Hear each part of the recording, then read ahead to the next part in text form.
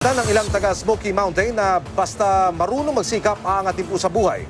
Tampok ang kanilang kwento sa binong storya ng ilang taga Smoky Mountain na dumalo sa Alternative Learning Program. Narito po ang report ni Jiggy Manikan.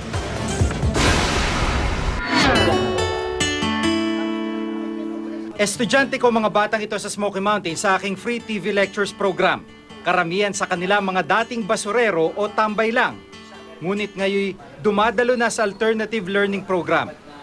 Pagkatapos ng lecture, isinaba ko sila sa aktwal na produksyon ng maikling kwento na sila rin ang pumili at nag-research.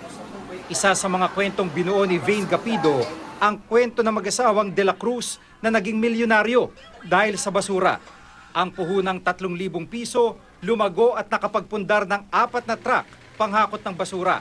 At nabigyan na rin nila ng kabuhayan ang mga anak. Pwede po bang ikwento niyo sa akin yung buhay niyo noon? Buhay namin noon, nag-umpisa kami. Nung una, si Kuya Toto mo, namamasura lang siya. Siyempre, ako naman, parang naawa na lang din ako sa asawa ko. Yung pinuhunan namin dito sa junk shop na nanggaling pa siya sa utang, sa 5-6. Yun, kaya inano namin, pinaikot namin ang aming negosyo. Hindi nila alam, may pera sa basura.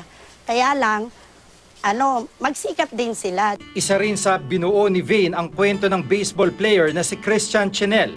Mula sa pagiging tambay, nadiskubre ang kanyang talent sa baseball.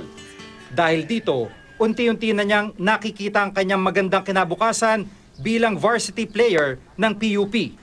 Third year na siya sa kursong Physical Education. Tingin mo ba na ayan yung magtatawid sa'yo sa paglalaro na yan? Ayan yung magtatawid sa'yo sa kahirapan? Ito yung makakatulong sa buhay ko kung saan man ako magpunta na itong paglalaro. Para kay Vane, dream come true raw ang pagkakataong makapag-produce ng isang istorya. Masaya po kasi pangarap ko din na maging isang reporter, gano'n. Konting panahon na lang, patungo na sila sa parenthood. Anong klaseng pamilya yung bubuuin nila kung hindi natin sila maihahanda ngayon? Jiggy Manika, GMA News.